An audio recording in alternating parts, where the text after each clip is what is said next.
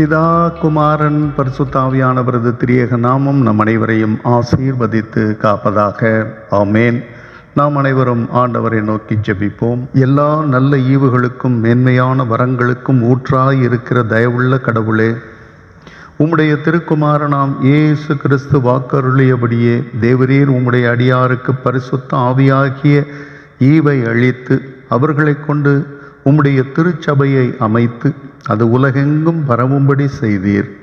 நாங்களும் உம்முடைய சுவிசேஷத்தை கேட்டு உமது திருச்சபையில் சேரும்படி அருள் கூர்ந்து நீர் அருளும் இரட்சிப்பை பற்றிய அறிவிலே வளர்ச்சியடையும்படி செய்து வருகிறீர். உமக்கு நன்றி செலுத்துகிறோம். நீர் அருளிய இந்த நன்மைகளையெல்லாம் நாங்கள் நினைவு கூறும் இந்த நாளிலே தேவரீர் இயேசு கிறிஸ்துவின் நிமித்தம் பரிசுத்த ஆவியாகிய ஈவை எங்களுக்கு அளித்து எங்களை ஆசீர்வதிக்க வேண்டும் என்று உம்மை வேண்டிக் கொள்ளுகிறோம் சுவாமி. ஆமேன்.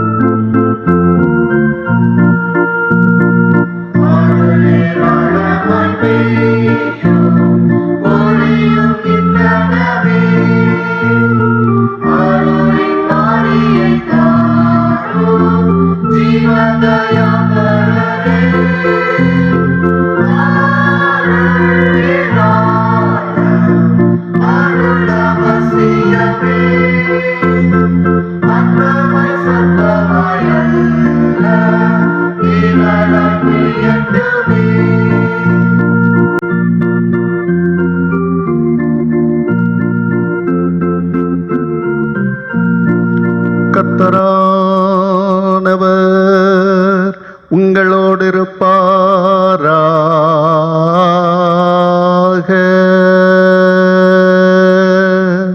அவர் உமதாவியோடும் இருப்பாராக.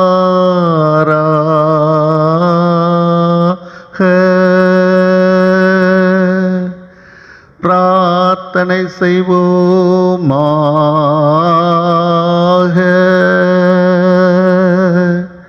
கர்த்தராகிய கடவுளே, தேவரீர் பெந்தெக்கோஸ்தே நாளில் விசுவாசிகளின் இருதயங்களை பரிசுத்த ஆவியின் ஒளியினால் பிரகாசிப்பித்து போதித்ததற்காக உமக்கு தோத்திரம் செலுத்துகிறோம்.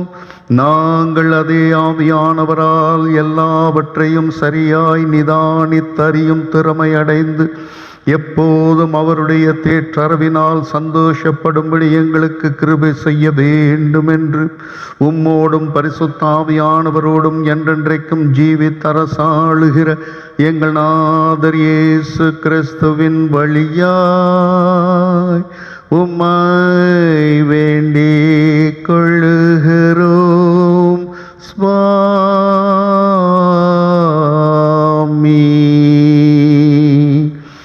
ஆமென்.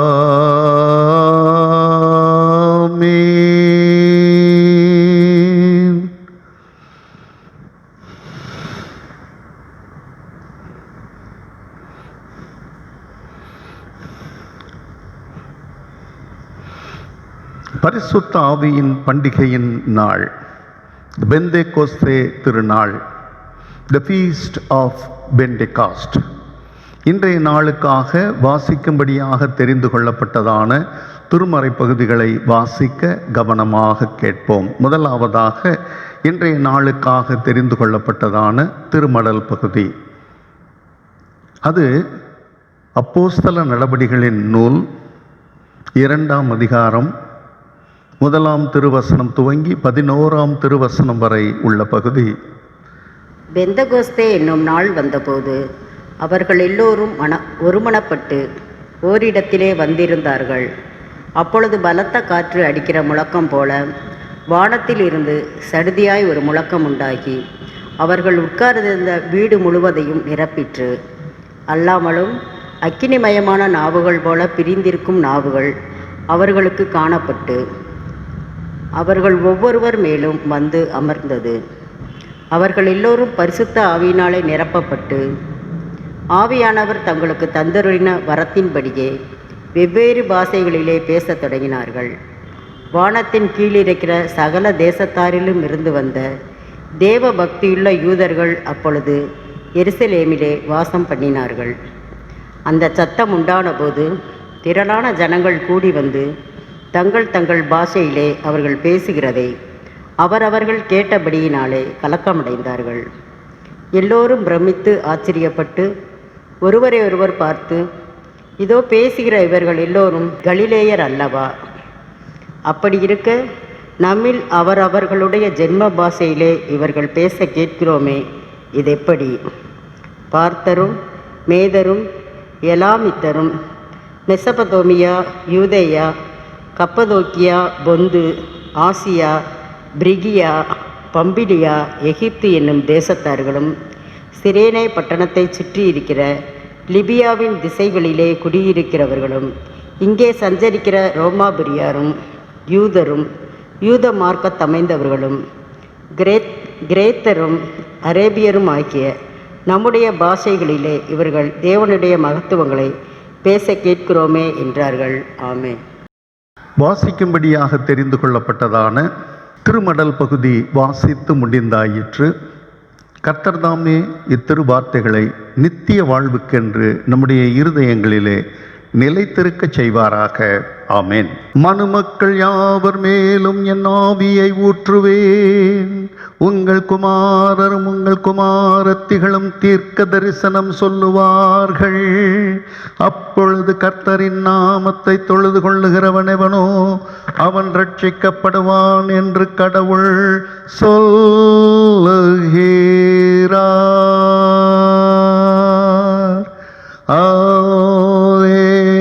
அல்லேலூயா,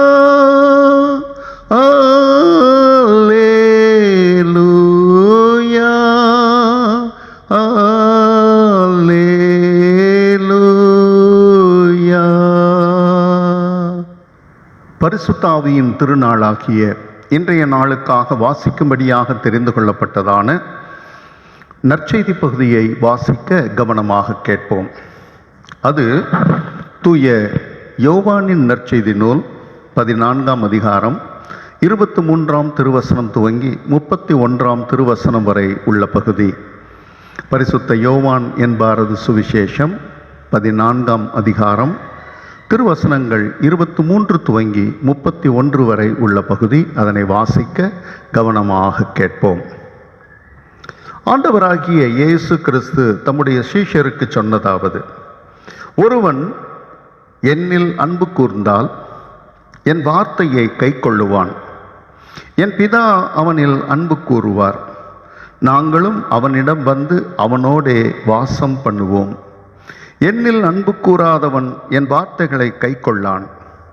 நீங்கள் கேட்கிற வார்த்தை என்னுடையதல்ல, என்னை அனுப்பின பிதாவினுடையது. நான் உங்களோடே தங்கி இருக்கையில் இவைகளை உங்களுக்கு சொன்னேன். என் நாமத்தில் பிதா அனுப்பப் போகிற பரிசுத்த ஆவியாகிய சகாயரோ எல்லாவற்றையும் உங்களுக்கு போதித்து நான் உங்களுக்கு சொன்ன எல்லாவற்றையும் உங்களுக்கு நினைப்பூட்டுவார். சமாதானத்தை உங்களுக்கு வைத்து போகிறேன், என் சமாதானத்தையே உங்களுக்கு கொடுக்கிறேன். உலகம் கொடுக்கிறது போல நான் உங்களுக்கு கொடுக்கிறது இல்லை. உங்கள் இதயம் கலங்கவும் வேண்டாம், அதைரியப்படவும் வேண்டாம். நான் போவேன் என்றும் திரும்ப உங்களிடம் வருவேன் என்றும் நான் உங்களுடனே சொன்னதை கேட்டீர்களே. நீங்கள் என்னில் அன்பு கூர்ந்தால் நான் பிதாவினிடம் போகிறேன் என்று சந்தோஷப்படுவீர்கள். ஏனெனில் பிதா என்னிலும் பெரியவர்.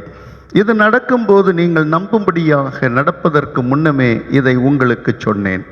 இனி நான் உங்களோடு அநேக காரியங்களை பேசுவதில்லை. இந்த உலகத்தின் அதிபதி வருகிறான், அவனுக்கு என்னிடம் ஒன்றுமில்லை. நான் பிதாவில் அன்பு கூறுகிறேன் என்றும் பிதா எனக்கு கட்டளையிட்டபடியே செய்கிறேன் என்றும் உலகம் அறியும்படி இப்படி நடக்கும் என்றார் என்பதே. பராபரனுடைய நல்ல வார்த்தைக்காக அவருக்கு தோத்திரம்.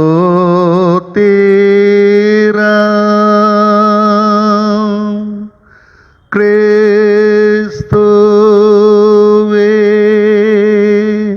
உமக்கு தோத்திரம்.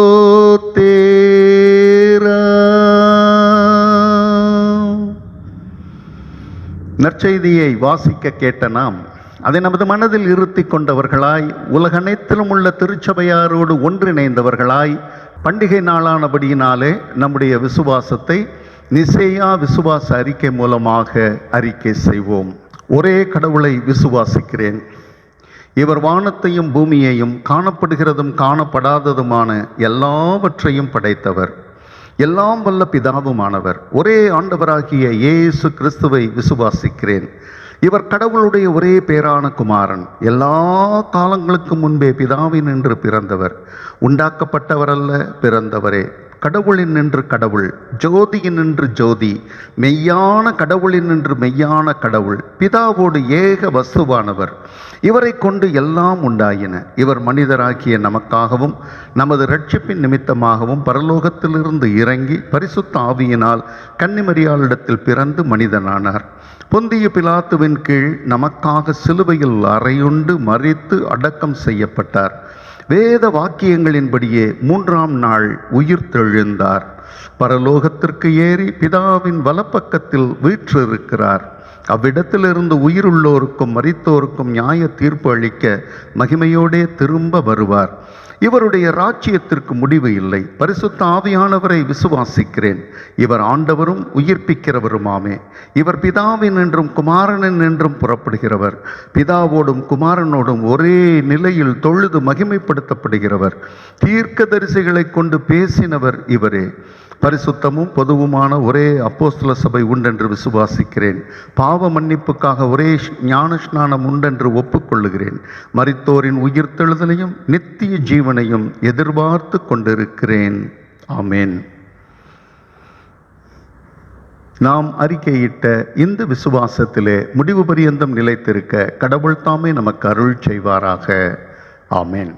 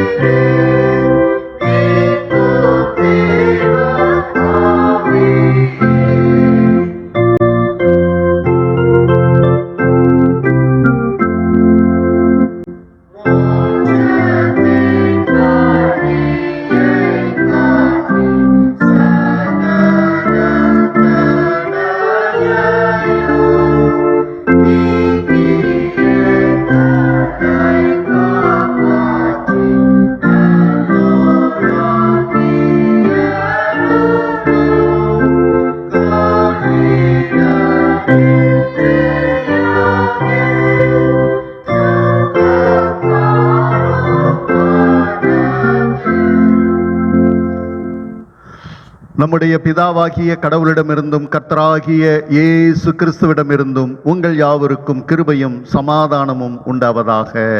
ஆமென். கிறிஸ்துவுக்குள் அன்பானவர்களே, அருமையான சபையாரே, இதை கேட்டுக்கொண்டிருக்கிற ஒவ்வொரு சகோதரனே சகோதரியே, இன்றைய நாள் ஒரு சிறப்பான நாள். இந்த நாளினுடைய சிறப்பு என்னவென்றால், உன்னதத்தின் பலனானவர் அவர் நம்மோடு கூட வந்து நம்மிலே வாசம் பண்ணுகிறார்.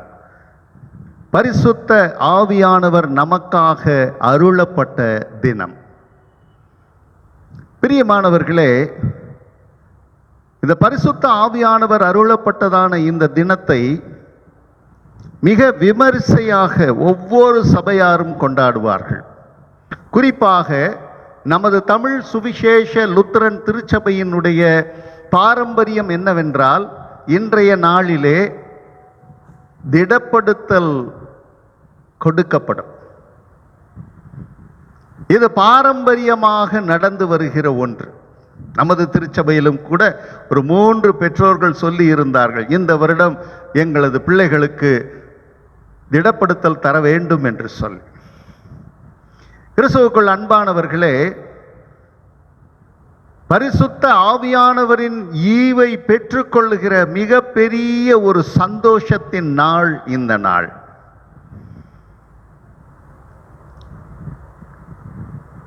அது மட்டுமல்ல, ஒவ்வொரு நாட்டிலும் ஒவ்வொரு விதமாக இதை கொண்டாடுகிறார்கள். இத்தாலி நாட்டிலே பார்ப்போமானால், அங்கே ஆலயத்தின் மேலே ஒருவர் நின்று கொண்டு வருகின்ற விசுவாசிகளின் மேல் ரோஜா மலர் இதழ்களை அவர்கள் கொட்டுவார்கள். அந்த நிறம் பரிசுத்த ஆவியானவரை குறிப்பதாக சொல்லி அவர்கள் மிக சந்தோஷப்படுவார்கள். அதனை அவர்கள் எப்படி அழைப்பார்கள் என்று சொன்னால், பாஸ்கே ரோசா என்று அவர்கள் அழைப்பார்கள். அது மட்டுமல்ல, பிரான்ஸ் நாட்டிலே என்ன செய்வார்கள் என்றால், அங்கே அவர்கள் வழக்கமாக செய்வது, அவர்கள் பூரிகைகளை எடுத்துக்கொண்டு, எக்காலங்களை எடுத்துக்கொண்டு அவர்கள் முழங்குவார்கள். அந்த முழக்கம் பரிசுத்த ஆவியானவர் அருளப்பட்ட தினத்தன்று, பெந்தேகோஸ்தே தினத்தன்று இடி முழக்கத்தின் சத்தத்தை போல பரிசுத்த ஆவியானவர் இறங்கினார் என்ற அந்த வார்த்தைக்கு ஏற்ப அவர்கள் அதனை செய்வார்கள். பிரியமானவர்களே, இப்படியாக ஒவ்வொரு நாட்டிலும் ஒவ்வொரு வழக்கம் உண்டு. பெந்தேகோஸ்தே என்றால் என்ன? பென்டெகாஸ்ட் என்கின்றதான கிரேக்க வார்த்தைக்கு 50ஆம் நாள், 50 அல்லது 50ஆம் நாள் என்பதுதான் அதனுடைய பொருள். இந்த பெந்தெகோஸ்தே பண்டிகையை, பரிசுத்த ஆவியானவரின் பண்டிகையை நாம் இப்படியாக சொல்லலாம். எப்படி என்றால், பெந்தெகோஸ்தே என்பது ஒரு நிகழ்வு, மாபெரும் நிகழ்வு. The miraculous event. Pentecost was an miraculous event. பெந்தெகோஸ்தே நாளிலே பரிசுத்த ஆவியை பெற்றுக்கொண்டவர்கள் பெரும்பாலானோர் யூதர்கள். கிறிஸ்துவுக்குள் அன்பானவர்களே, அங்கே எருசலேமிலே திரளான மக்கள் கூடியிருந்தார்கள். திரளான மக்கள். அது மட்டுமல்ல, அப்படி திரளான மக்கள் கூடியிருந்த பொழுது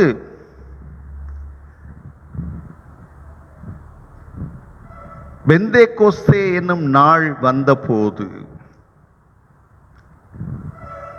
எபிரேய மக்களினுடைய வரலாற்றின்படி பார்ப்போமானால் இந்த பெந்தேகோஸ்தே என்பது மிக மிக முக்கியமான ஒரு நாள். என்னவென்றால், சீனாய் மலையிலே எகிப்திலிருந்து மீட்டு கொண்டு வந்த மக்களுக்கு ஆண்டவர் தனது கட்டளைகளை கொடுத்த நாள்.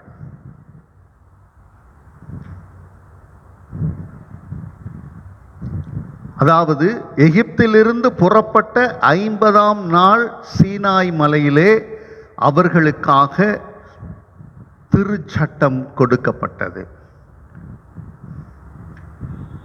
நியாய பிரமாணம் அவர்களுக்கு அருளப்பட்டது. அது மட்டுமல்ல,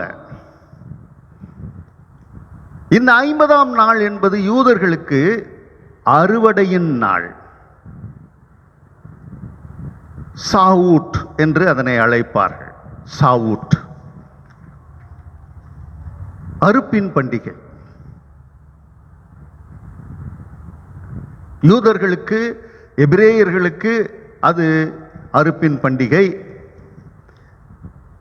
நியாயப்பிரமாணம் அருளப்பட்ட தினம். கிறிஸ்தவர்களுக்கு அது என்ன வரலாறு? கிறிஸ்தவர்களுக்கு அது என்ன நிகழ்வு? பிரியமானவர்களே, ஆண்டவராகிய இயேசு கிறிஸ்து இந்த உலகத்திலே வந்தார். நமக்காக, ஒவ்வொரு மானிடருக்காக, ஒவ்வொரு படைப்பு அனைத்திற்கும் பாவத்தையும் சாபத்தையும் சுமந்து சிலுவையிலே மரித்து வேத வாக்கியங்களின்படி 3ஆம் நாள் உயிரோடு எழுந்து இதோ நமக்காக ஒரு இடத்தை ஆயத்தம் செய்ய போயிருக்கிறார். ஆனால் அப்படி போவதற்கு முன்பதாக அவர் நமக்கு சொன்ன வாக்குத்தத்தம் என்னவென்றால், இதோ நான் போவேனேயாகில் பரிசுத்த தேற்றரவாளன் உங்களுக்காக அருளப்படுவார். ஆம் பிரியமானவர்களே, தூய ஆவியானவர் நமக்காக அருளப்படுகிறார். தந்தையாம் கடவுளிடமிருந்தும் மைந்தராம் இயேசு கிறிஸ்துவிடமிருந்தும் அவர் அருளப்படுகிறார். அதைத்தான் இன்றைய நாளிலே நாம் நிசேயா விசுவாச அறிக்கையிலே அதை நாம் அறிக்கையிட்டோம். ஒவ்வொரு பண்டிகையின் பொழுதும் நிசேயா விசுவாச அறிக்கை ஏன் நாம் அறிக்கையிடுகிறோம்? டு whom we believe, யாரை நாம் விசுவாசிக்கிறோம்? தெளிவாக வாயினாலே அறிக்கையிடுபவர் ஒவ்வொரு கிறிஸ்தவரும் அறிந்திருக்க வேண்டியது, இதோ இன்றைய நாள் பரிசுத்த ஆவியானவரின் நாள்.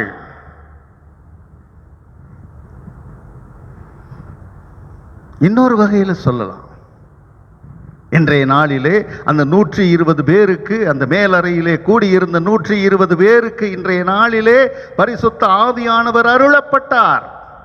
அதன் விளைவாக அதே நாளிலே 3000 பேர் ரட்சிக்கப்பட்டார்கள், சபையிலே சேர்த்து கொள்ளப்பட்டார்கள்.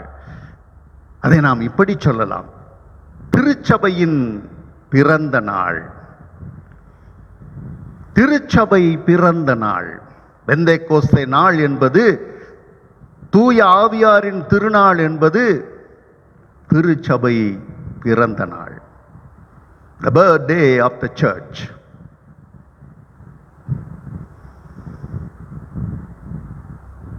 பிரியமானவர்களே, இது ஒரு அற்புதமான நிகழ்வு, மிராக்குலஸ் ஈவென்ட். இப்படி இந்த அற்புதமான நிகழ்வை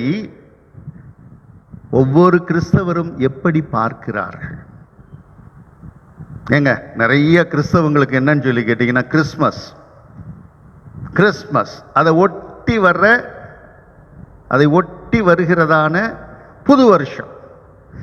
புது வருஷம்ன்றது புதிய உடன்படிக்கைன்றது எத்தனை பேருக்கு தெரியும்? அடுத்ததாக ஒரு சந்தியின் நாட்கள். பெரிய வியாழன், பெரிய வெள்ளி, உயிர்த்தெழுந்த திருநாள். இதை எத்தனை பேர் கடைபிடிக்கிறாங்க? எத்தனை பேர் இதை ஞாபகம் வச்சிருக்கிறாங்க? ஏன் இயேசு இந்த உலகத்தில் வர வேண்டும்? ஒருவன் பிதற்றி திரிகிறான்.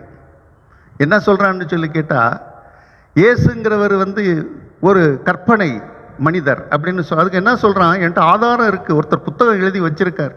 இங்கிலாந்துல இருந்து ஒருத்தர் புத்தகம் எழுதியிருக்கிறாரு. மடையா, எத்தனை புத்தகங்கள் உண்டு இயேசு கிறிஸ்துவை பற்றி. ஒரு புத்தகத்தை வச்சுக்கிட்டு அவன் சொல்றான் இயேசு கிறிஸ்துன்றவர் கிடையாதுங்கிறான். இப்படி எத்தனை எத்தனை எத்தனை பேர் இருக்கிறார்கள் தெரியுமா? நல்ல வேளை அவன் பரிசுத்த ஆவியானவரை பற்றி எதுவும் பேசல. ஏனென்று கேட்டால், எல்லா பாவங்களுக்கும் மன்னிப்பு உண்டு, பரிசுத்த ஆவியானவரை குறித்து குற்றம் சொன்ன எவருக்கும் மன்னிப்பே இல்லை என்று ஆண்டவராகிய இயேசு கிறிஸ்து சொல்லி இருக்கிறார். ஆகவே இந்த நிகழ்வு, இந்த அற்புதமான நிகழ்வு நம்முடைய வாழ்விலே எப்படிப்பட்டதாக இருக்கிறது?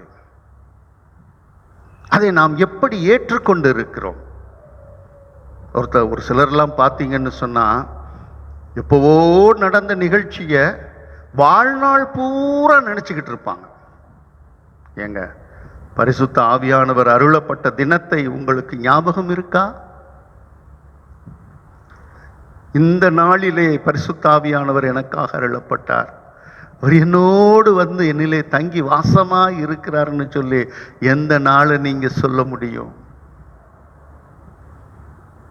நம்ம திருச்சபையினுடைய பிள்ளைகள் தைரியமா சொல்லலாம், திடப்படுத்தல் அன்று பரிசுத்த ஆவியானவர் என்னோடு இடைப்பட்டார்னு தைரியமா சொல்லலாம். ஏன்னா பிரியமானவர்களே, அது ஒரு நிகழ்வு. அந்த சிறு குழந்தையாக இருக்கும் பொழுது அவர்கள் நிமித்தமாக ஞான பெற்றோரும் திருச்சபையாரை பார்த்து கொடுத்த வாக்கு தத்தம், இப்பொழுது அறிக்கையிட்ட இந்த விசுவாசத்தின்படி இந்த பிள்ளையை வளர்ப்பதற்கு நாங்கள் வாக்கு கொடுக்கிறோம் என்று சொல்லி வாக்கு கொடுத்து அந்த பிள்ளையை வளர்த்து திடப்படுத்தல் அன்று அந்த பிள்ளை தன் சொந்த வாயாலே ஆண்டவராகிய இயேசு கிறிஸ்துவை அறிக்கையிடுவதுதான் பரிசுத்த ஆவியானவரின் ஈவு. சிறு குழந்தையாய் இருக்கும் பொழுது வார்த்தையோடு கூடிய தண்ணீரினாலே ஞான ஸ்நானம். அவர்கள் தங்கள் சொந்த வாயினாலே இயேசுவை அறிக்கையிட்டு வாரும் பரிசுத்த ஆவியானவரே என்று அழைக்கும் பொழுது அவர்களுக்கு பரிசுத்த ஆவியானவரின் அபிஷேகம், பரிசுத்த ஆவியானவர் மூலமாக அருளப்படும் ஞான ஸ்நானம். இந்த மாபெரும் சத்தியம், இந்த மாபெரும் ரகசியம் எத்தனை லுத்தரன் பிள்ளைகளுக்கு தெரியும்? ஆக இந்த நிகழ்வை பெற்றோர் ஞாபகப்படுத்துறீங்களா? எப்பா, இந்த பரிசுத்தாவியின் பண்டிகை அன்னைக்கு தான் உனக்கு திடப்படுத்தல் கொடுக்கப்பட்டது, இந்த திருத்துவ திருநாள் அன்னைக்கு தான் உனக்கு திடப்படுத்தல் கொடுக்கப்பட்டது. ஞாபகப்படுத்துறீங்களா பெற்றோர்களே? ஞாபகப்படுத்துங்க. ஏன்னா அது ஒரு அற்புதமான நிகழ்வு. அடுத்ததா நாம பார்த்தோம்னு சொன்னா, பெந்தேகோஸ்தே என்பது ஒரு அனுபவம். பெந்தேகாஸ்ட் இஸ் an experience. அது ஒரு அனுபவம். அந்த முதல் பெந்தேகோஸ்தே நாள் என்று ஆண்டவராகிய இயேசு கிறிஸ்து பரத்துக்கு ஏறின பின்பு அந்த 50ஆம் நாளிலே நன்றாக கவனிக்க வேண்டும். முதலாவது 50வது நாள் அந்த சீடர்கள் எல்லாம் எங்கே இருக்காங்கங்க? மேலறையில் இருக்காங்க. 120 பேர் இங்கே கூடி இருந்திருக்கிறாங்க பாருங்க. ஏன் அவங்க மேலறையில் தங்கி இருந்தாங்க? அவர்கள் யூத மத தலைவர்களுக்கும் ரோம ஆட்சியாளர்களுக்கும் வீரர்களுக்கும் பயந்து போய் மேலறையிலே இருந்தார்கள். சடுதியாய் அவர்கள் மீது பரிசுத்த ஆவியானவர் இறங்கின பின்பு அந்த நிகழ்வு ஒரு அனுபவமாக அவர்களுக்கு மாறி போயிற்று. பெந்தேகோஸ்தே ஒரு அனுபவம் என்று நாம் பார்க்கும் பொழுது, அந்த பெந்தேகோஸ்தே அனுபவம், அந்த நாளின் அனுபவம், பரிசுத்த ஆவியானவரை பெற்றுக்கொண்ட அந்த அனுபவம் எப்படி நம் வாழ்விலே தொடர்ந்து செயலாற்றுகிறது என்பதை நாம் பார்க்க வேண்டும். பிரியமானவர்களே, மேலறையிலே தங்கி இருந்ததான 120 பேரும் அவர்கள் ஆண்டவருக்கு சாட்சியாக நின்றார்கள்.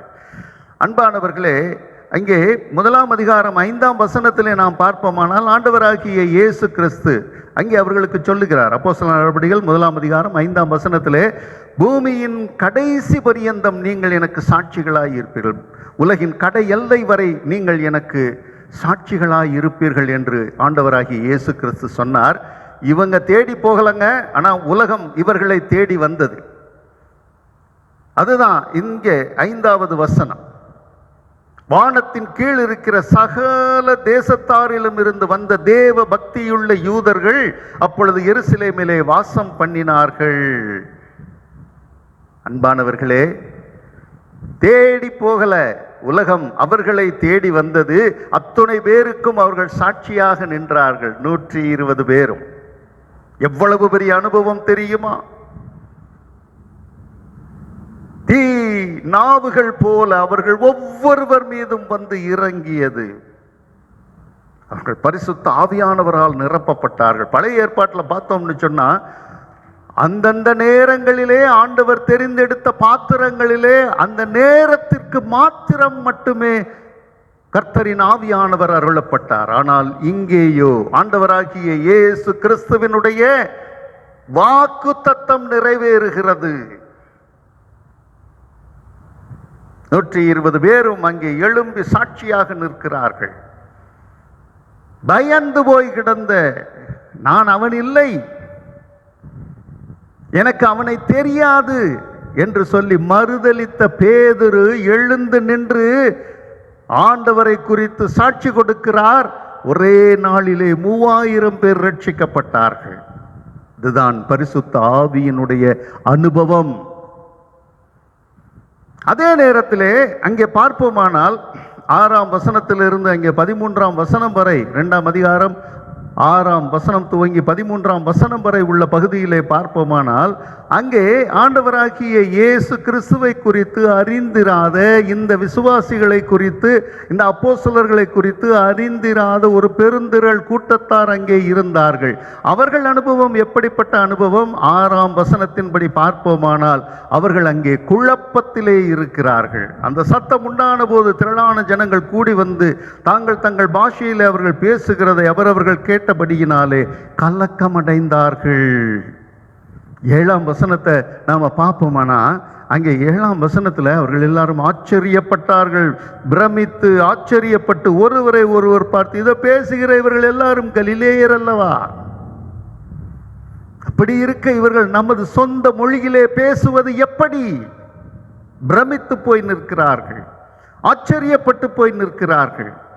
இதுதான் பரிசுத்த ஆவியானவரின் அனுபவம். நமக்கு மட்டும் இல்லைங்க, நமக்கு எதிரே இருப்பவர்களுக்கும் பரிசுத்த ஆவியானவர் அனுபவத்தை கொடுக்கிறார். அடுத்தபடியாக பார்ப்போமானால் 12வது வசனத்தில் பார்த்தீங்கன்னா, கிரேத்தரும் அரபியருமாகிய நாம் நம்முடைய பாஷைகளிலே இவர்கள் தேவனுடைய மகத்துவங்களை பேச கேட்கிறோமே என்றார்கள். எல்லோரும் பிரமித்து சந்தேகப்பட்டு இது என்னமாய் முடியுமோ என்று ஒருவரோடு ஒருவர் பேசிக்கொண்டார்கள். பிரமித்து சந்தேகப்பட்டு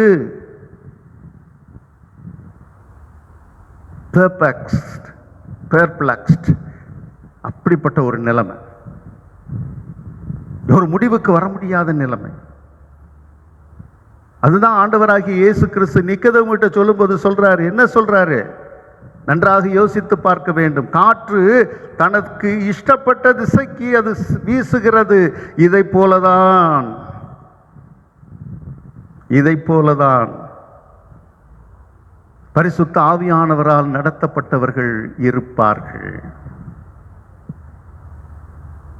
13வது வசனம், இப்படி ஒரு கூட்டம், ஆச்சரியப்பட்டு நின்ற கூட்டம். எப்படி இவங்க இப்படி பேசுறாங்களே? இவங்க சாதாரண மீன் பிடிக்கிற கலிலேயர் தானே, இவங்க இப்படியெல்லாம் பேசுறாங்க? நம்ம மொழியில பேசுறாங்க ஐயா அவங்க. எல்லாரும் ஆச்சரியப்பட்டு போயிருக்கிறாங்க. ஆனால் இன்னொரு கூட்டம் என்ன சொல்லுச்சு தெரியுமா? 13வது வசனத்தை பாருங்க. மற்றவர்களோ இவர்கள் மதுபானத்தினால் நிறைந்திருக்கிறார்கள் என்று பரியாசம் பண்ணினார்கள்.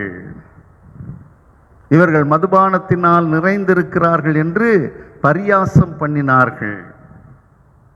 அப்பொழுது பேதுரு 11 கூட நின்று அவர்களை நோக்கி உரக்க சத்தமாய், யூதர்களே, எருசலேமில் வாசம் பண்ணுகிற ஜனங்களே, நீங்கள் எல்லாரும் அறிந்து கொள்ளுவீர்களாக, என் வார்த்தைக்கு செவி கொடுப்பீர்களாக என்று சொல்லி அவர் அங்கே அவர்களோடு ஆண்டவரின் வார்த்தையை அவர்களோடு பகிர்ந்து கொள்ள தொடங்குகிறார். பரிசுத்த ஆவியானவர் மூலமாக அவர்கள் பெற்றுக்கொண்ட அனுபவம் எப்படிப்பட்ட அனுபவம் பாருங்கள். நாம் பெற்றுக்கொண்ட அனுபவம், பரிசுத்த ஆவியானவர் நம்மிலே தங்கி வாசமாய் இருக்கும் பொழுது நமக்கு ஒரு பெரிய அனுபவம், நமக்கு எதிராக இருப்பவர்களுக்கு அவர்களுக்கு ஒரு அனுபவம். 2ஆம் அதிகாரம் 14ஆம் வசனத்திலிருந்து 41ஆம் வசனம் வரைக்கும் பார்த்தீங்கன்னு சொன்னா, அங்கே மீட்கப்பட்ட ரட்சிக்கப்பட்ட 3000 பேரினுடைய அனுபவம் என்னன்னு சொல்லி பார்த்தோம் சொன்னா, அவங்க ஒரு வித்தியாசமான அனுபவம்.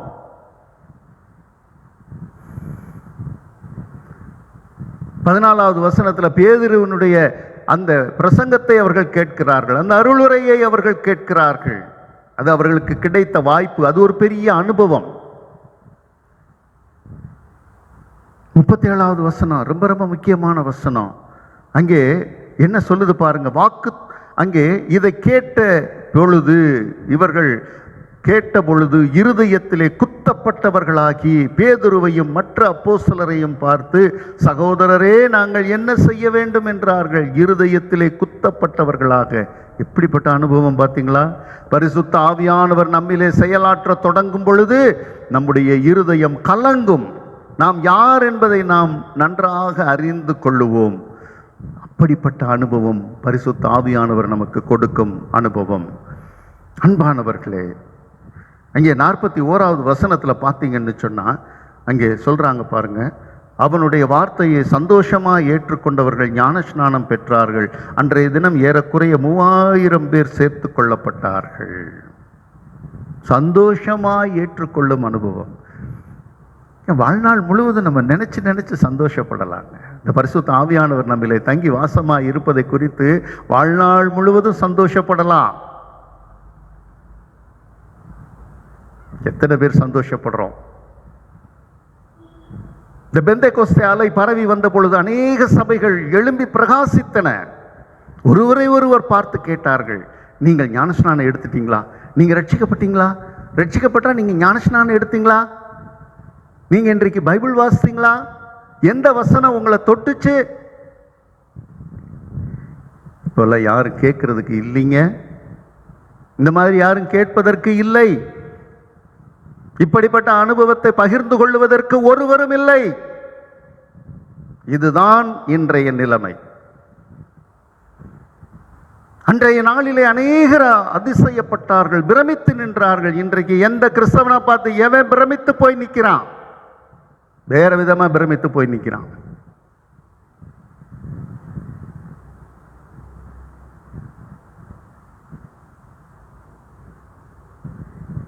அந்த 46வது வசனம் மிக மிக முக்கியமான வசனங்க. நான் என்னுடைய இறையியல் படிப்பிலே அதை குறித்து தான் நான் ஆராய்ச்சி கட்டுரை நான் கொடுத்தேன்.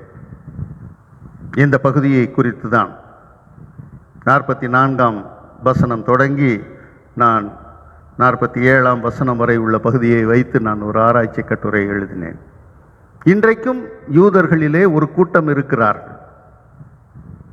அந்த கூட்ட மக்கள் பார்த்தீர்களானால் அவர்கள் தனியாக அவர்கள் வாழ்ந்து கொண்டிருக்கிறார்கள். கிபூட்ஸ் என்கின்ற கிராமம் பகுதி, அந்த ஒவ்வொரு கிராமத்தையும் அப்படிதான் அழைப்பாங்க, கிபூட்ஸ் என்று சொல்லி. அங்கே எல்லாருக்கும் ஒரே மாதிரியான வீடு, எல்லாருக்கும் ஒரே மாதிரியான படுக்கை, எல்லாருக்கும் ஒரே மாதிரியான சாப்பாடு. அங்கே மிக உயர்ந்த அரசியல்வாதியாக இருந்தாலும் சரி, அவர் இஸ்ரேல் நாட்டினுடைய பிரதமர் பெஞ்சமின் நெத்யாகுவாக இருந்தாலும் சரி, அந்த நாட்டினுடைய தளபதியாக இருந்தாலும் சரி, அல்லது அந்த நாட்டினுடைய ஒரு சாதாரண ஒரு துப்புரவு தொழிலாளியாக இருந்தாலும் சரி, எல்லாருக்கும் ஒரே விதமான வீடு, ஒரே விதமான படுக்கை, ஒரே விதமான சாப்பாடு. அவங்க சம்பளத்தை எல்லாம் கொண்டு போய் அங்கே கொடுத்துடணும், அங்கே கட்டிடணும், அவ்வளோதான். நான் 50,000 கொடுத்தேன், நான் 1,00,000 ரூபா நான் மாதம் மாதம் கட்டுறேன், ஒன்றும் நடக்காது. எல்லாருக்கும் உள்ளதான் உங்களுக்கும். பிரியமானவர்களே, அப்படிதான் ஆதி திருச்சபை மக்கள் இருந்தார்கள். அந்த அனுபவம். So Pentecost is an experience. அனுபவம். உங்க அனுபவத்தை நீங்க தயவு செய்து நீங்கள் சற்று மீண்டுமாக சிந்தித்து பாருங்கள். மூன்றாவதாக நான் சொல்லுகிறேன், பெந்தேகோஸ்தே என்பது ஒரு முன்னுதாரணம். பெந்தேகோஸ்தே என்பது ஒரு முன்னுதாரணம். Pentecost is an example. அது ஒரு உதாரணம், அது ஒரு எடுத்துக்காட்டு. இயேசு கிறிஸ்து ஆண்டவர் அங்கே இஸ்ரேல் நாட்டிலே அவர் வாழ்ந்த பொழுது 2000 வருடங்களுக்கு முன்பதாக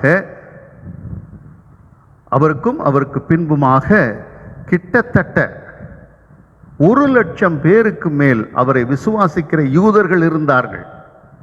எவ்வளவு பேருங்க? 1,00,000 யூதர்கள் இருந்தாங்க 2000 வருஷத்துக்கு முன்ன. ஆனால் இன்றைக்கு அதே இஸ்ரேல் நாட்டில் எவ்வளவு பேர் இருக்கிறாங்கன்னு கணக்கு எடுத்திருக்கிறாங்க. யூதர்களிலே யெஷுவா இயேசு கிறிஸ்துவை விசுவாசிக்கிற யூதர்கள் வெறும் 8,000 பேர் என்கிறார்கள். 1,00,000 பேர் இயேசு கிறிஸ்துவின் காலத்திலேயே 1,00,000 பேர். ஆனால் இப்போ எவ்வளோங்க? 8,000 பேர் தான் இருக்கிறாங்களாம். அன்பானவர்களே, இப்போ இங்கே யூத மக்களினுடைய ஜனத்தொகை கிட்டத்தட்ட 60 லட்சம், 65 லட்சத்துக்கு மேலே அங்கே இருக்கிறாங்க. ஆனால் 8,000 பேர் தான் யூத கிறிஸ்தவர்கள். நன்றாக மனதில் வைத்துக் கொள்ளுங்கள். எந்த அளவிற்கு எடுத்துக்காட்டு, அன்றைக்கு எடுத்துக்காட்டாக இருந்தார்கள். அன்பானவர்களே, நாம் ஏற்கனவே பார்த்தபடி 42ஆம் வசனமும் 46ஆம் வசனமும் அங்கே கிறிஸ்தவ ஐக்கியம், கிறிஸ்டியன் கம்யூனிட்டி, கிறிஸ்தவ ஐக்கியம். இன்றைக்கு ஆலயத்துக்கு எதுக்கு வர்றோம்? நிறைய பேர் என்ன சொல்லுவாங்கன்னு சொல்லி கேட்டிங்கன்னா, நான் ஆண்டவரை தொழுது கொள்ள வருகிறேன், ஆண்டவரை நான் ஜெபம் பண்ண வரேன், ஆண்டவரை ஆராதிக்க வரேன், எல்லாம் சரிதான். மாற்று சமய நண்பர்களும் அவங்களும் எதுக்கு ஆலயத்துக்கு போகிறாங்க? தேவனை தரிசிக்க தான், கடவுளை தரிசிக்க தான் போகிறாங்க. கேட்டால் நான் தரிசிச்சுட்டு வந்தேன், எங்கள் இஷ்ட தெய்வத்தை தரிசிச்சுட்டு வந்தேன், அதுக்கு பூஜை பண்ணிட்டு வந்தேன்னு சொல்லுவாங்க. ஆலயத்துக்கு போவது ஆண்டவரை தரிசிக்க, அதில் எந்த மாற்று கருத்தும் இல்லை. ஆனால் ஒரு கிறிஸ்தவராக அதற்கும் மேம்பட்ட ஒரு காரியம் இருக்கிறது, அதுதான் ஐக்கியம், ஃபெலோஷிப், எ கம்யூனிட்டி. எல்லாரும் சேர்ந்து இருப்பது. மனம் தொட்டு சொல்லுங்க, மனம் தொட்டு சொல்லுங்க, உங்க சபையில் எப்படி நீங்க இருக்கிறீங்க. சொன்னா நிறைய பேருக்கு கஷ்டமாயிடும். இவருக்கு வேற வேலையே இல்லைங்க, எப்பவுமே எங்களை பற்றி தான் குறை பேசுவார். இல்லைங்க, இல்லவே இல்லை.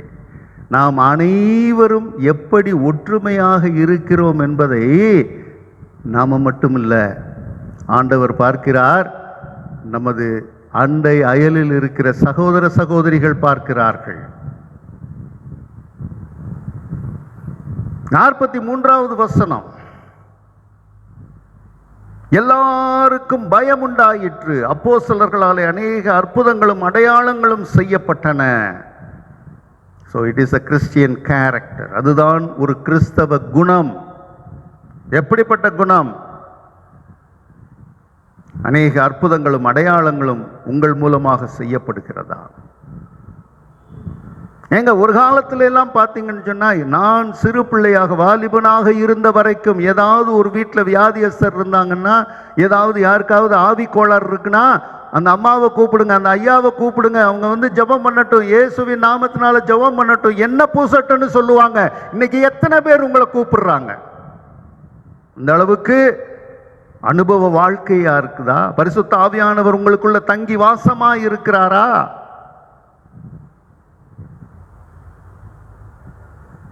நாற்பத்தி 45 வசனங்களிலே பார்த்தோமானால் எப்படிப்பட்ட எடுத்துக்காட்டு! காணியாட்சிகளையும் ஆஸ்திகளையும் விற்று, 44வது வசனத்தை வாசிக்கிறேன். விசுவாசிகள் எல்லாரும் ஒருமித்திருந்து சகலத்தையும் பொதுவாய் வைத்து அனுபவித்தார்கள். காணியாட்சிகளையும் ஆஸ்திகளையும் விற்று ஒவ்வொருவனுக்கும் தேவையானதற்கு தக்கதாக அவைகளில் எல்லாருக்கும் பகிர்ந்து கொடுத்தார்கள். இதை நான் விளக்கமா சொன்னேன்னா நிறைய பேருக்கு மன வருத்தம் வரும். நிறைய பேருக்கு மன வருத்தம் வரும். அதுதான் முதலே சொல்லிட்டேன் நான். கிப்புட்ஸ்ன்ற ஒரு கிராமம், யூத கிராமம், அவர்களாக ஏற்படுத்தி கொண்ட கிராமம். இன்றைக்கு எத்தனை கிறிஸ்தவர்கள் நாம் பொதுவாக வைத்து அனுபவிக்கும் மனதை கொண்டு இருக்கிறோம்? எத்தனை பேருக்கு அந்த மனது இருக்கு? யோசிப்போங்க, யோசிப்போம். எத்தனை பேருக்கு அந்த மனது இருக்கு? யோசிப்போம். பொதுவாக வைத்து அனுபவிக்கும் மனது. ஏழை, பணக்காரன், கருப்பன், வெள்ளையன், இந்த சாதிக்காரன், அந்த சாதிக்காரன், இந்த மொழிக்காரன், அந்த மொழிக்காரன், வடக்கு பகுதியை சேர்ந்தவன், தெற்கு பகுதியை சேர்ந்தவன், கிழக்கு பகுதியை சேர்ந்தவன், மேற்கு பகுதியை சேர்ந்தவன். ஐயா, போதும் ஐயா. இயேசு கிறிஸ்துவை நீங்கள் கூறு போட்டது போதும் ஐயா, போதும். பரிசுத்த ஆவியானவர் உங்களுக்குள்ளே வாசமாய் இருக்கிறார் என்றால் இவை எல்லாம் அறுபட்டு போகும். ஏக மனது, ஏக சிந்தை, கிறிஸ்துவே ஆண்டவர் என்று சொல்லும் இந்த நாவுகள் அறிக்கையிடும். அவன் என் சகோதரன், அவள் என் சகோதரி. இந்த கொரோனா காலத்தில் எத்தனை ஏழைகள் அவங்க பாதங்களை காட்டுறாங்கங்க. வெடித்து போய் இருக்கிறது, ரத்தம் வந்து கொண்டு இருக்கிறது. அப்படிப்பட்ட ஒரு நிலைமை. உண்ண உணவில்லை, வழியிலே குடிப்பதற்கு நீர் இல்லை. இப்படிப்பட்ட நிலைமையிலே அவர்கள் எப்படியாச்சும் சொந்த ஊருக்கு போயிடுறேன், எப்படியாச்சும் நான் எங்கள் ஊரில் போயாவது நான் இருந்துடணும், இறந்தால் கூட அங்குதான் அடக்கம் செய்யப்பட வேண்டும் என்று எத்தனை பேர் போய்கொண்டு இருக்கிறார்கள். ஒரு கிறிஸ்தவராக இதற்கு நீங்கள் என்ன செய்தீர்கள்? பரிசுத்த ஆவியானவர் உங்களுக்குள்ளே வாசமாய் இருக்கிறார் என்றால் எடுத்துக்காட்டாக என்ன செய்திருக்கிறீர்கள்?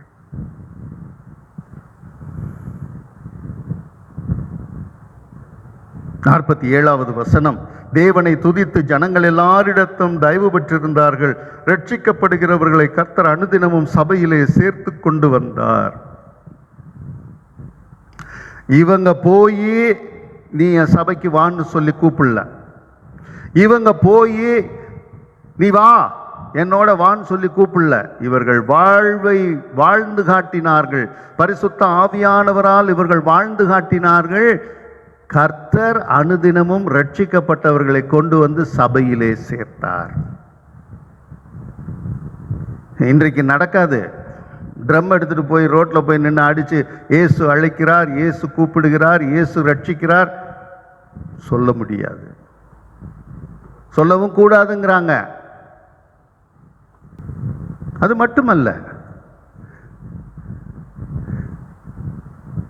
சமயங்கள் அடிப்படையிலே ஒரு கூட்டமைப்பு சேர்ந்து விவாதிக்க கூட முடியவில்லை.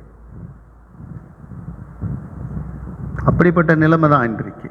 அப்படியானால் இதற்கு என்ன வழி? ஒரே வழி, பரிசுத்த ஆவியானவரை பெற்றுக்கொண்டவர்களாக நாம் வாழும் பொழுது அற்புதங்களும் அதிசயங்களும் நடக்கும். அந்த இடத்திலே மக்கள் பிரமித்து போய் நிற்பார்கள். இவர்கள் தமிழர்கள் அல்லவா? இவர்கள் திருச்சிக்காரர்கள் அல்லவா? இவர்கள் சென்னைக்காரர்கள் அல்லவா? ஒவ்வொருத்தரும் பேசுவாங்க. அப்படிப்பட்ட நிலைமை வர வேண்டும். அதுதான் பரிசுத்த ஆவியானவர் நம்மிலே தங்கி வாசமாய் இருக்கிறார் என்பதற்கு அடையாளம். ஆகவே பெந்தெகோஸ்தே என்பது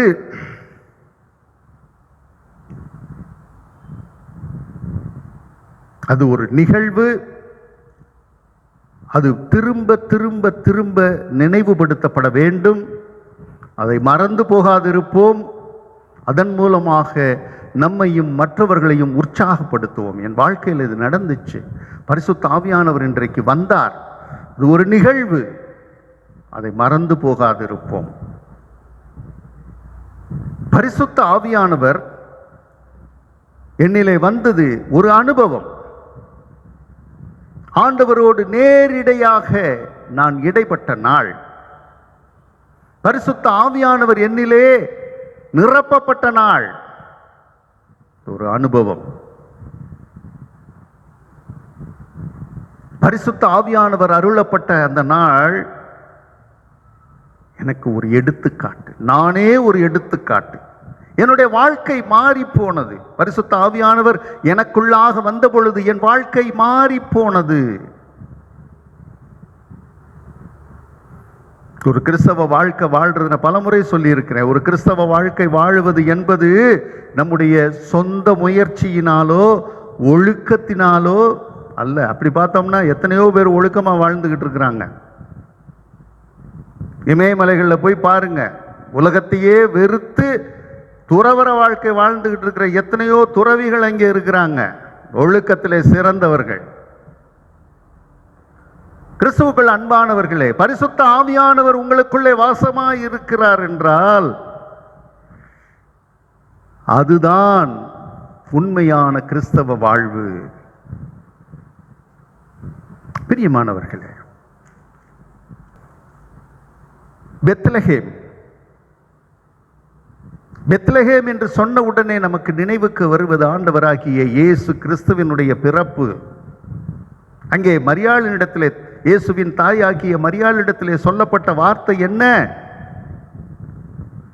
அவருக்கு இம்மானுவேல் என்று பெயரிடுவார்கள். இம்மானுவேல் என்பதற்கு கடவுள் நம்மோடு இருக்கிறார் என்று அர்த்தமாம். Bethlehem means God with us. Kalvari மேட்டை பார்ப்போம். கல்வாரி மேட்டிலே ஆண்டவராகிய இயேசு கிறிஸ்து இந்த உலகத்தின் பாவத்திற்காக, அத்துணை பேரினுடைய பாவத்திற்காக, சாபத்திற்காக அங்கே சிலுவையிலே தொங்கிக் கொண்டு இருக்கிறார். அதை பார்த்த பொழுது நாம் என்ன சொல்லலாம்? கடவுள் எனக்காக பாடுபடுகிறார். கல்வாரி மீன்ஸ் God for us. மூன்றாவதாக இங்கே எருசலேமிலே பெந்தெகோஸ்தே என்றால் என்னவென்று பார்ப்போமானால், கடவுள் எனக்குள். Pentecost means God in us. God in us. எங்களுக்குள்ளாக, நமக்குள்ளாக கடவுள் இருக்கிறார். இதுதான். ஆக பெந்தெகோஸ்தே என்பது அது ஒரு நிகழ்வு. நினைவுபடுத்திக் கொள்ளுவோம். பெந்தெகோஸ்தே என்பது அது ஒரு அனுபவம். அதை வாழ்ந்து காட்டுவோம். பெந்தெகோஸ்தே என்பது ஒரு எடுத்துக்காட்டு. அனைவருக்கு முன்பாக சாட்சியாக நிற்போம். வில்லியம் பிளாக் என்கின்ற ஒரு ஆங்கில கவிஞர் சொல்லுகிறார். என்ன சொல்றாருன்னு சொல்லி கேட்டீங்கன்னா, மிக அருமையான வார்த்தைகள்ங்க. அவர் என்ன சொல்றாருன்னா, உங்கள் கண்களிலே அக்கினி தழல் இல்லை என்றால் நீங்கள் கடவுளை காண முடியாது. உங்கள் காதுகளிலே அக்கினி தழல் இல்லை என்றால் கடவுளின் வார்த்தைகளை நீங்கள் கேட்க முடியாது. உங்கள் நாவுகளிலே அக்கினி தழல் இல்லை என்றால் கடவுளை நீங்கள் பெயரிட்டு அழைக்க முடியாது. உங்கள் இருதயங்களிலே அக்கினி தழல் இல்லை என்றால் கடவுளை நீங்கள் அன்பு செய்ய முடியாது. உங்கள் சிந்தை அக்கினி தழல் பற்றி கொள்ளாவிட்டால் கடவுளை நீங்கள் அறியவே மாட்டீர்கள். பிரியமானவர்களே, இவ்வளவு செய்கிறவரு பரிசுத்த ஆவியானவர். ஆகவே நம்முடைய வாழ்வு பரிசுத்த ஆவியானவருக்கு நாம் எப்படி ஒப்பு கொடுக்கிறோம்? ஆண்டவர் அதான் சொல்றார், கேட்கிற எவனும் பெற்றுக்கொள்கிறான், இலவசமாய் கொடுக்கப்படுகிறார். ஒரே ஒரு காரியம், இயேசு கிறிஸ்துவின் மேல் விசுவாசம் உள்ளவர்களாய் பரிசுத்த ஆவியானவரே என்னில் வாரும் சொன்னா போதுங்க, பரிசுத்த ஆவியானவர் நமக்குள் வந்து வாசம் செய்வார். அது மிகப்பெரிய ஒரு அனுபவம். அதை வாழ்ந்து பார்த்தாதான் தெரியும். பரிசுத்த ஆவியானவர் நமக்குள்ள இருக்கும் பொழுது நம்ம யாருமே நிதானித்து அறிய முடியாத அப்படிப்பட்ட ஒரு வாழ்க்கை, அப்படிப்பட்ட ஒரு வாழ்வு நம் அனைவருக்கும் அருளப்பட்டிருக்கிறது. அதை நாம் நினைவுபடுத்தி பார்ப்போம். அதை நாம் அனுபவமாக்கி கொள்ளுவோம். அதை மற்றவர்களுக்கு சாட்சியாக வாழ்ந்து காட்டுவோம். கர்த்தர் தாமே திருவசனங்களை நமக்கு ஆசீர்வதித்து தருவாராக. ஆமென். ஜெபம் செய்வோம். எங்கள் அன்பின் ஆண்டவரே கர்த்தாவே சுவாமி, மூவொரு கடவுள் தன்மையிலே மூன்றாவதாக ஆழ்தன்மையின் பரிசுத்த ஆவியானவர் அவர் எங்கள் மத்தியிலே வந்து வாசம் பண்ணுகிறாரே, நீர் கொடுக்கிற மிகப்பெரிய ஸ்லாக்கியம் சுவாமி. இந்த பெரிய ஸ்லாக்கியத்திற்காக உமக்கு நன்றி செலுத்துகிறோம் ஐயா. தொடர்ந்து நீர் பலப்படுத்தும் கர்த்தாவே. உலகம் முழுவதும் ஆண்டவரே சுவாமி, இந்த பெந்தெகோஸ்தே திருநாள், பரிசுத்த ஆவியின் திருநாள் கொண்டாடப்படும் இந்த நாளிலே ஒவ்வொருவரும் ஆண்டவரே கர்த்தாவே இந்த பெரிய அனுபவத்தை பெற்றுக்கொள்ளும்படியாக, குறிப்பாக இந்த கடைசி நாட்களிலே இப்படிப்பட்ட ஒரு மிகப்பெரிய அனுபவத்தை பெற்றுக்கொள்ளும்படியாக ஒவ்வொருவரையும் நீர் ஆசீர்வதியும் சுவாமி. தொடர்ந்து பலப்படுத்தும், பாதுகாத்தருளும், வழி நடத்தும். இறை மைந்தன் இயேசு கிறிஸ்துவின் திருப்பெயரிலே மன்றாடுகிறோம் அன்பின் கடவுளே. ஆமென். நம்முடைய கர்த்தராயிருக்கிற இயேசு கிறிஸ்துவினுடைய கிருபையும் பிதாவாகிய கடவுளின் அன்பும் பரிசுத்த ஆவியானவரது ஐக்கியமும் வழிநடத்துதலும் பாதுகாப்பும் இன்றும் என்றும் எல்லா நாட்களிலும் உங்களோடும் உங்கள் எதிர்கால வாழ்வோடும் இருந்து ஆசீர்வதித்து பாதுகாத்து வழிநடத்துவதாக. ஆமென்.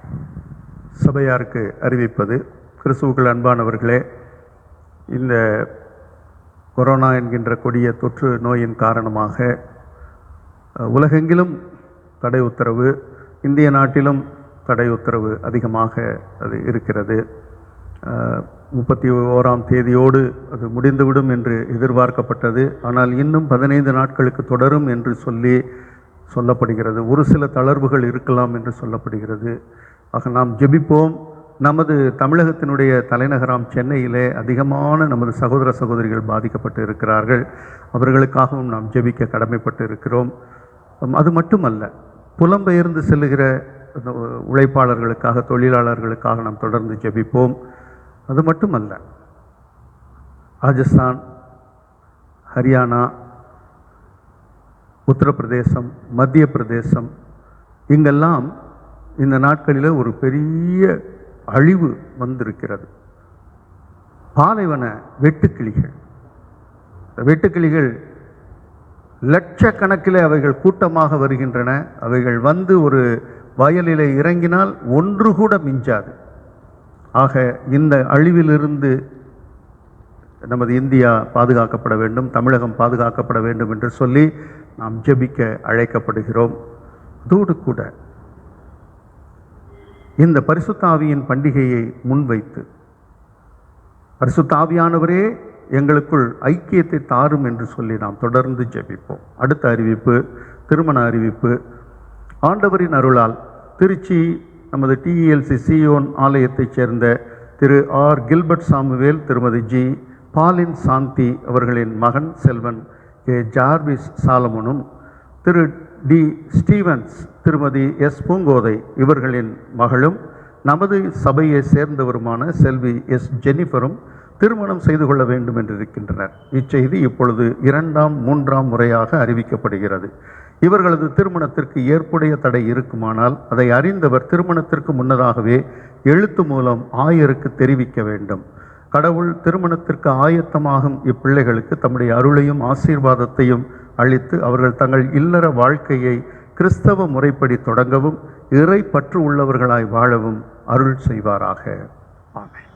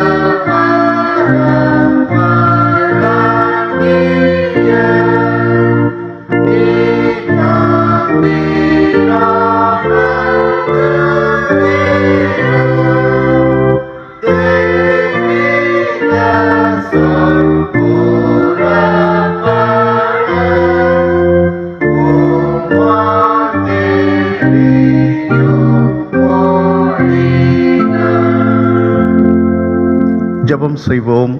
எல்லாம் வல்ல நித்திய கடவுளே, எங்கள் ஆண்டவரும் மீட்பருமாகிய இயேசு கிறிஸ்துவின் பிதாவே, தேவரீர் பெந்தேகொஸ்தே நாளில் எருசலேமிலே கூடியிருந்த அப்போஸ்தலருக்கு பரிசுத்த ஆவியாகிய ஈவை அருளி அவர்களை கொண்டு உமது திருச்சபையை அமைத்து அதை இந்நாள் வரையிலும் வளர்த்து வந்து எங்களையும் அதில் சேர்த்து கொண்டதற்காக உமக்கு முழு மனதோடு தோத்திரம் செலுத்துகிறோம்.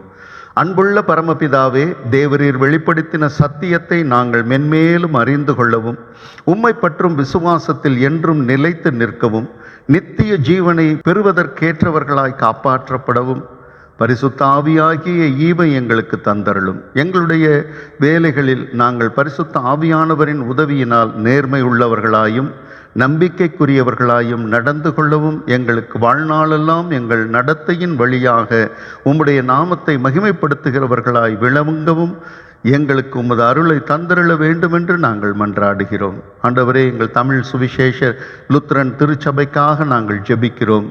கர்த்தாவே சுவாமி, எங்கள் மகாகணம் தரங்கை பேராயருக்காக, கணம் ஆலோசனை சங்கத்திற்காக, ஆண்டவரே ஒவ்வொரு ஆயர் பெருமக்களுக்காக, ஒவ்வொரு குருசேகரத்திற்காக, குருசேகரங்களின் பொறுப்பாளர்களுக்காக, ஆண்டவரே கர்த்தாவே, இதோ ஒவ்வொரு விசுவாச குடும்பங்களுக்காக ஜெபிக்கிறோம். எங்கள் திருச்சபையிலும் திருச்சபை நிறுவனங்களிலும் பணியாற்றுகிற ஒவ்வொரு பிள்ளைகளுக்காக, அவர்களது குடும்பங்களுக்காக ஜெபிக்கிறோம். கர்த்தாவே, இதோ இந்த நாட்களிலே நாங்கள் ஆண்டவரே, ஆண்டவரே சகோதர சகோதரிகளுக்கு முன்பதாக நாங்கள் ஒரு சாட்சியுள்ள வாழ்வு வாழ எங்களுக்கு கிருபை தாரும் சுவாமி. அன்பின் ஆண்டவரே கர்த்தாவே, திருப்பணிக்கென்று பயிற்றுவிக்கப்படுகிற மாணவர்களுக்காக, அவர்களுக்கு பயிற்றுவிக்கிற ஆசிரியர்களுக்காக ஜெபிக்கிறோம். ஆண்டவரே, ஜீகன்பால்க் மிஷனரி இயக்கத்தினுடைய பிள்ளைகளுக்காக ஜெபிக்கிறோம்.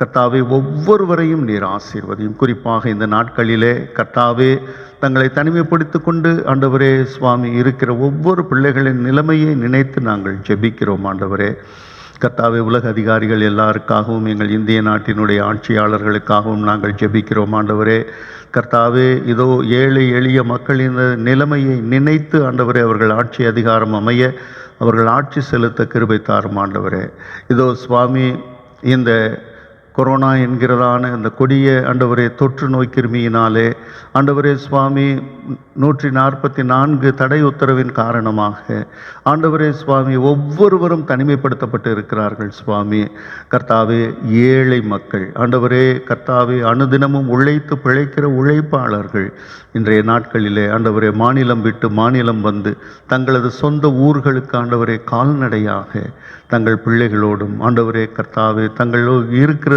சொற்ப ஆண்டவரே தங்களது மூட்டை முடிச்சுகளோடும் அவர்கள் போகிறதை பார்க்கும் பொழுது கர்த்தாவே, நீர் இறங்க வேண்டுமாய் கெஞ்சி மன்றாடுகிறோம். சுவாமி கர்த்தாவே, எந்த ஆபத்தும் இல்லாமல் அவர்கள் சென்று சேர அருள் தாரும். ஆண்டவரே கர்த்தாவே, உம்மை மட்டுமே அவர்கள் நம்பி போகிறார்கள். சுவாமி ஆமாண்டவரே, உம்மை மட்டுமே நம்பி போகிறார்கள். நீரே வழி நடத்தும். சுவாமி அன்பின் ஆண்டவரே கர்த்தாவே, இதோ சுவாமி இயற்கை எங்களுக்கு சாதகமாக இருக்கட்டும். ஆண்டவரே கர்த்தாவே, இந்த நாட்களில் பொருளாதார சரிவிலே சிக்கி இருக்கிற ஆண்டவரே ஒவ்வொரு குடும்பமும் ஆண்டவரே சுவாமி உமது கரத்தினாலே பாதுகாக்கப்பட மன்றாடுகிறோம். ஆண்டவரே திருச்சபைகளுக்காக ஜெபிக்கிறோம். திருச்சபைகள் எல்லாம் ஆண்டவரே சுவாமி கர்த்தாவே ஆராதனைகளுக்காக ஆலயங்கள் திறக்கப்படும்படியாக ஜெபிக்கிறோம். ஆண்டவரே இதோ சுவாமி கர்த்தாவே, மருத்துவமனையிலே உயிருக்கு போராடி கொண்டு இருக்கிற பிள்ளைகளுக்காக, குறிப்பாக ஆண்டவரே ஒவ்வொரு தலைநகரத்திலும், குறிப்பாக எங்கள் தமிழகத்தின் தலைநகரிலே ஆண்டவரே எவ்வளவோ பிள்ளைகள் பாதிக்கப்பட்டு இருக்கிறார்கள். அநேக பிள்ளைகள் மரித்து கொண்டு இருக்கிறார்கள். சுவாமி இந்த நிலைமை மாறிப்போக உம்மிடத்திலே மன்றாடுகிறோம். அன்பின் ஆண்டவரே கர்த்தாவே, இதோ சுவாமி அவர்களுக்காக உதவி செய்கிற மருத்துவர்களுக்காக, ஆண்டவரே செவிலியர்களுக்காக, ஆண்டவரே அவர்களுக்கு உதவியாளர்களுக்காக, மருந்தாளுநர்களுக்காக, அன்பின் ஆண்டவரே கர்த்தாவே, இதோ துப்புரவு பணியாளர்களுக்காக, காவல்துறையினருக்காக, வருவாய்த்துறையினருக்காக, வியாபாரிகளுக்காக என்று சொல்லி ஒவ்வொரு மக்களுக்காக நாங்கள் ஜெபிக்கிறோம். ஒவ்வொருவரையும் நீர் ஆசீர்வதியும் கர்த்தாவே. இதோ சுவாமி இந்த ஜெபத்திலே ஆண்டவரே கர்த்தாவே, ஒவ்வொரு ஆண்டவரே இதை கேட்கிற ஒவ்வொரு பிள்ளைகளும் உமது உன்னத பலனை பரிசுத்த ஆவியாகிய ஈவை பெற்றுக்கொள்ளும்படியாக நீர் கிருபை தாரும். கேட்கிற எவனும் பெற்றுக்கொள்ளுகிறான் என்று சொல்லி இருக்கிறீர். சுவாமி கேட்கிறோம், உரிமையாய் கேட்கிறோம். ஆண்டவரே சுவாமி, உம்மிடத்திலே கேட்கிறோம், எங்களுக்கு தந்தருள வேண்டுமாய் மன்றாடுகிறோம். தொடர்ந்து வழி நடத்தும் சுவாமி, உமது திருப்பெயரை நீர் மாட்சிமைப்படுத்தும். மீட்பர் இயேசுவின் நாமத்தில் ஜெபிக்கிறோம் நல்ல பிதாவே, ஆமென். ஆண்டவரின் ஜெபத்தை இணைந்து சொல்லுவோம். பரமண்டலங்களில் இருக்கிற எங்கள் பிதாவே, உம்முடைய நாமம் பரிசுத்தப்படுவதாக, உம்முடைய ராஜ்யம் வருவதாக, உம்முடைய சித்தம் பரமண்டலத்திலே செய்யப்படுகிறது போல பூமியிலையும் செய்யப்படுவதாக. அன்றன்று வேண்டிய ஆகாரத்தை இன்று எங்களுக்கு தாரும். எங்கள் கடனாளிகளுக்கு நாங்கள் மன்னிக்கிறது போல் எங்கள் பாவ கடன்களை மன்னித்தரலும். எங்களை சோதனைக்குள் பிரவேசிக்க பண்ணாதிரும், தீமை நின்று எங்களை ரட்சித்தரலும். அதேனென்றால் ராஜ்யம், வல்லமையும் மகிமையும் என்றென்றைக்கும் உம்முடையவைகளே சுவாமி, ஆமென். கர்த்தரானவர் உங்களோடு இருப்பாராக.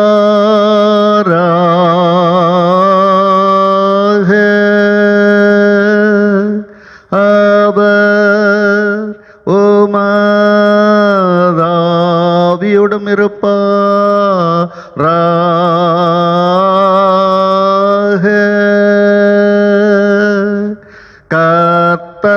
கர்த்தரானவர் உன்னை ஆசீர்வதித்து உன்னை காப்பாராக.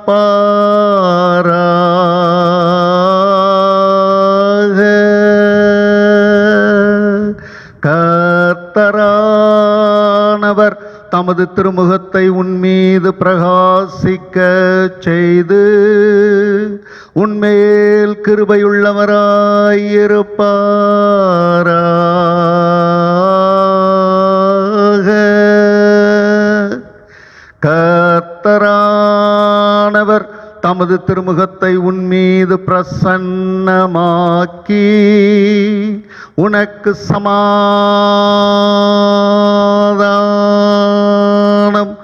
தந்தருள்வாராக.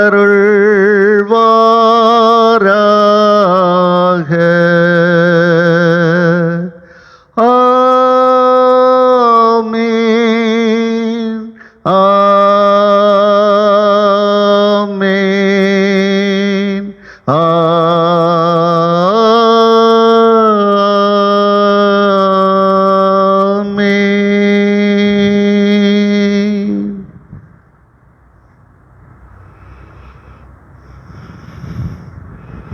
என் ஆத்துமாவே கர்த்தரை ஸ்தோத்தரி, என் முழு உள்ளமே அவருடைய பரிசுத்த நாமத்தை ஸ்தோத்தரி.